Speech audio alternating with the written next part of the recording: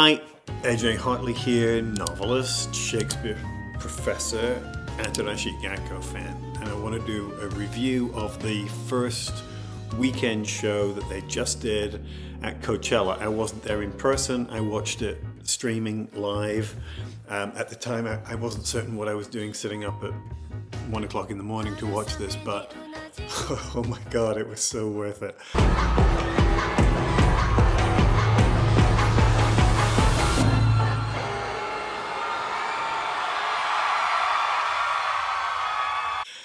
It came as something of a surprise when Japanese dance vocal band Atarashii Gakko were announced as one of the headliners at Coachella's Gobi stage, as well as participants in the 88 Rising Futures showcase. But on Sunday, April 14th, 2024, they blew the skeptics out of the water with a set which significantly raised both their game and their profile on the international stage.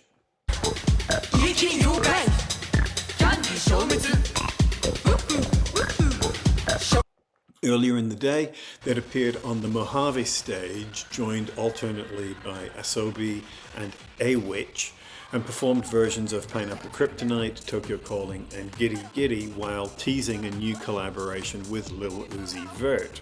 New material was very much the focus of their show-ending set on the Gobi stage that evening, where they packed a dozen songs into a dazzling 46-minute show, which featured only one song from their first album, the 2018 crowd favorite Saisyu Jinruri.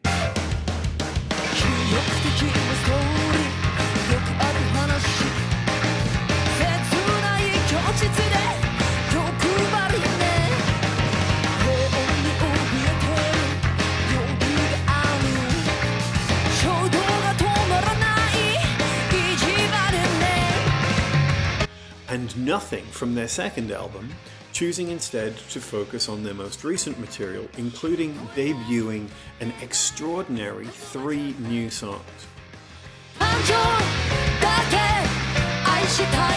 Amazingly, and that's a word I found myself thinking a lot as I watched the performance, with the exception of Saisyu Jinruri, the oldest song they played was Otonna Buru.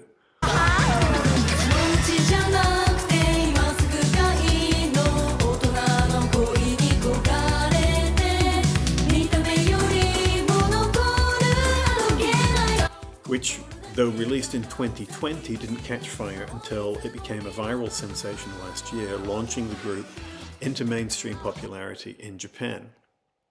Even a staple of recent shows like Pineapple Kryptonite was reduced in the evening set to a minute or so of the high-octane remix version, whose focus is the pulsing choreography and combat stances of the women in the song's signature long coats.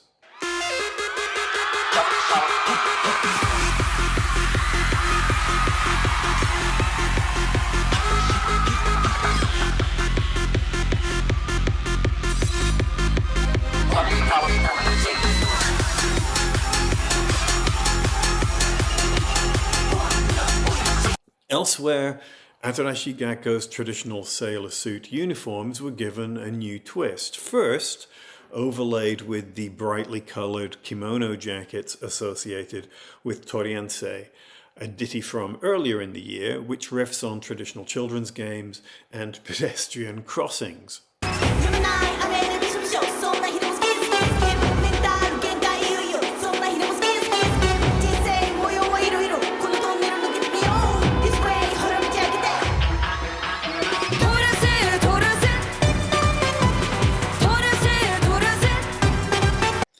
They lent a vibrancy to the first couple of songs, including the elegantly danced first of the new pieces, Omakase, shaping the carefully constructed stage images generated by a highly pictorial choreography.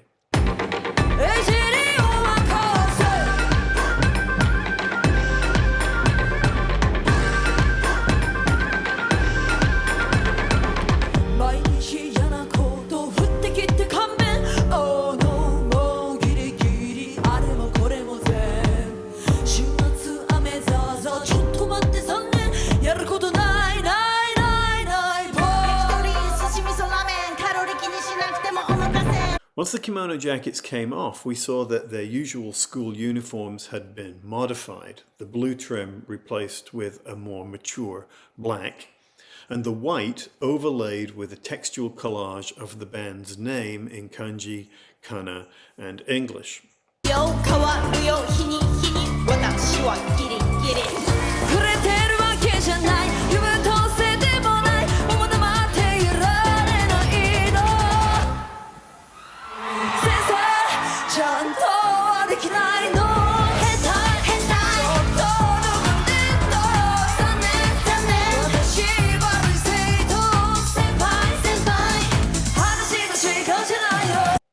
That linguistic blend of the English and the Japanese characterized the performance throughout, and not just in the patter between Suzuka and the audience, which was kept brief so as not to miss a moment of music.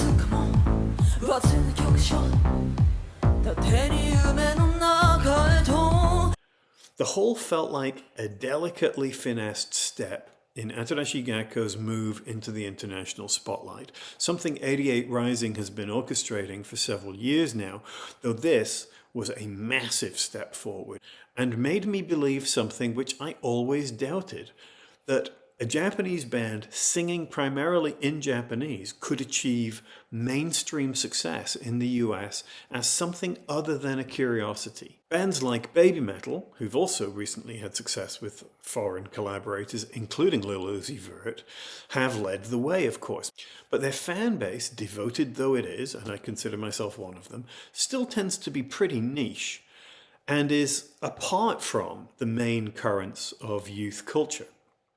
Atarashii Gakko, by contrast, seemed to be right at the cutting edge and threading that most difficult of needles, the capacity to tap into what's musically hot in America and elsewhere without giving up their cultural roots and the personality which makes them different. And that personality is key.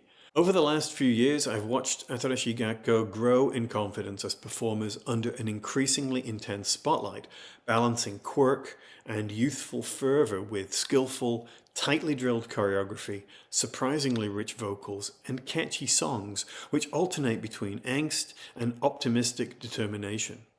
I saw them live last year and was caught up in their youthful energy and openness. Even so, I was taken off guard by the way that at the Coachella show, they found a new confidence on stage which married all their frenetic playfulness, not just to focused professionalism, but to a swagger which to me felt new. Forever sisters, forever sisters, forever sisters.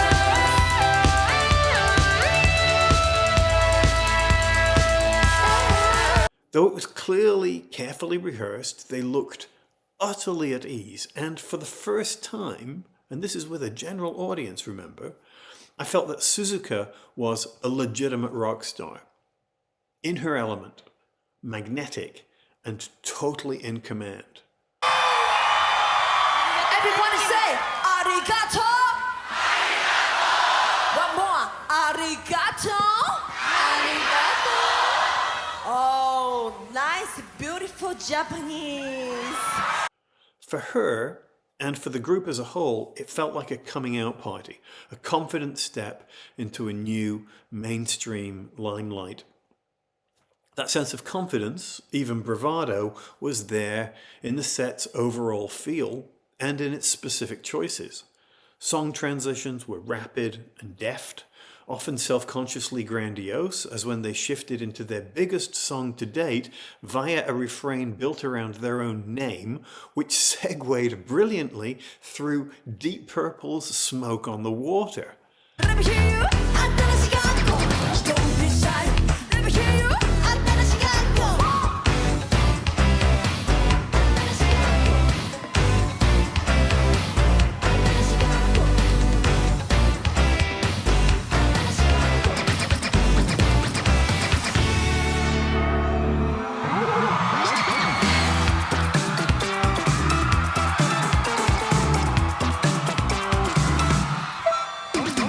That takes some serious chutzpah at a mainstream music festival. Likewise, the refusal to rely solely on their best-known songs, but to devote a quarter of the show to material that not even their hardcore fans had heard before, suggests surety and the knowledge that the festival was a perfect platform to sell the upcoming new album.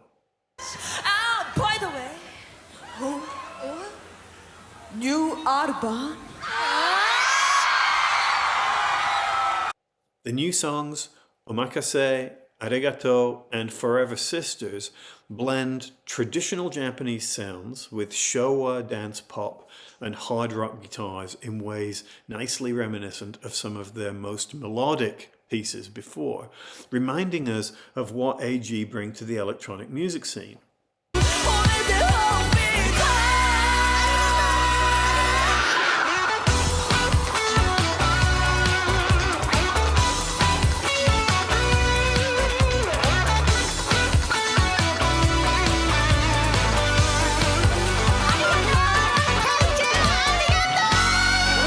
At least some of these are new collaborations with the Beastie Boys' Money Mark, who produced their Snack Time EP, though on a first listen, these seem musically and lyrically richer. Other standout parts of the set included Suki Lai, one of my favorites personally, not least because it captures that mix of styles and influences, which, though part of the Ichijiki Koku EP, feels like a throwback to the jazzier work that they did with HZM back in the early days.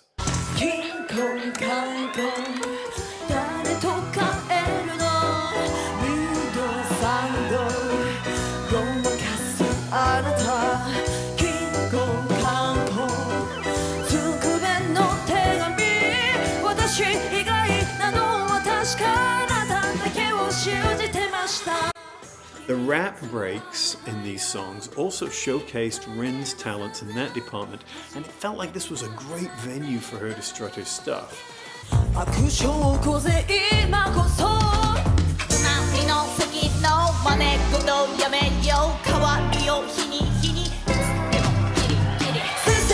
While Miju and Canon, as is the case with live shows which emphasize the more frenetic, up-tempo numbers, focus their roles as crucial support elements, a sentiment nicely encapsulated by the new tune Forever Sisters.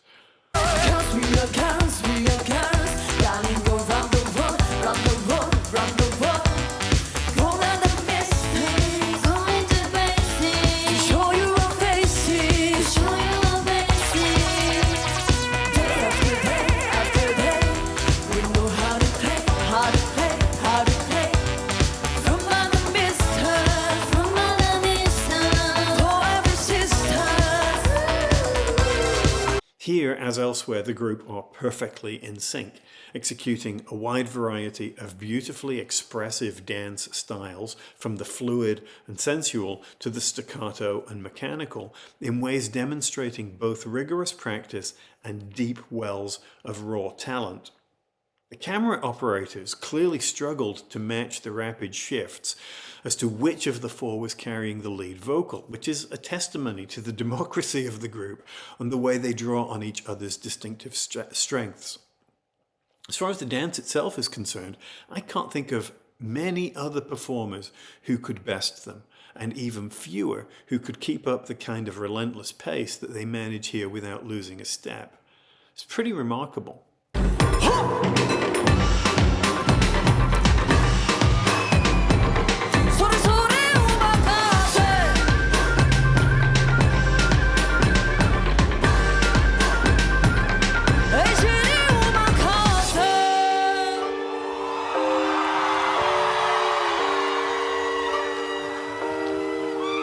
We got more of that ocean-bridging boldness with Tokyo Calling, here presented jaw-droppingly, not just with the live taiko drums with which the set opened, but with a guest appearance by the University of Southern California's marching band, who brought a wholly unexpected and organic freshness to the group's crowd-rousing anthem.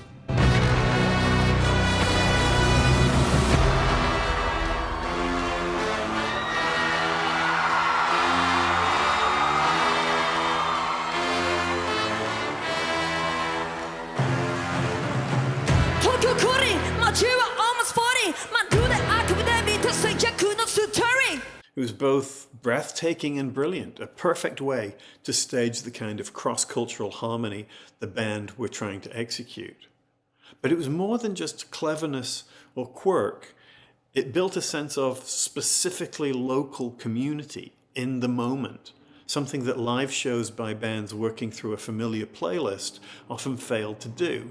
It was wonderful to see AG working with in-person on-stage instrumentalists, something they haven't done much for years.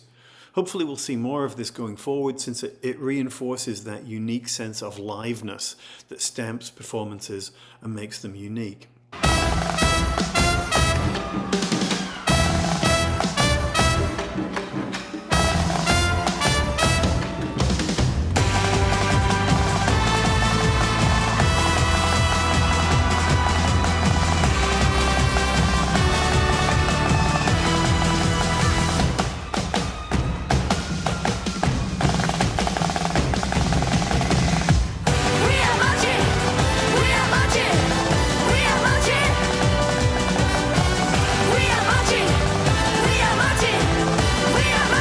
It's not always easy to gauge audience response from a recording, but you saw in the faces of the crowd the kinds of joyous surprise and complete captivation that spoke of both delighted fans who knew the songs and the sure signs of other people who hadn't known exactly what they were getting, but were caught up in the delight of the moment.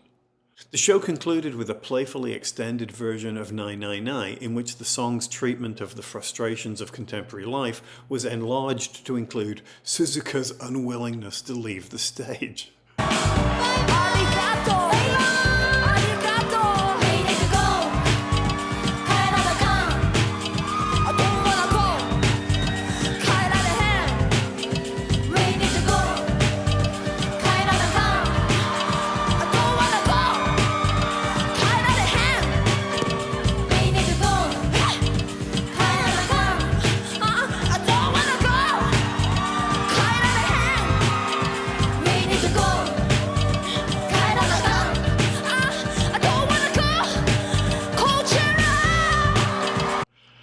Yes, it's scripted and goofy, but in the moment, and based on both their performance and the audience's rapturous response, I actually believed that she didn't really want to go. And I don't think the audience wanted her to either. AG shows are always joyfully exuberant events, but this one was especially glorious and raised the bar. And I suspect opened up more possible opportunities on their march to a well-deserved global success. One which puts them on a very short list of Japanese bands who've built a significant following both at home and abroad. Bring it on. That's all I'm going to say. I thought it was wonderful. The links are on the Coachella site. I'll link them. I'll put them, so long as they stay up, I'll put them in the description. And they're playing again next weekend. I'll get this video up as quickly as I can. If you get the chance to go see them next weekend, then you should do so, because it's absolutely worth price of admission. That's all. As ever, please like, comment, subscribe, check out my books, check out my merchandise, check out my Patreon page, and thank you to my patrons who make this channel possible, since it's not monetized in any other way. Thank you, and I'll talk to you soon.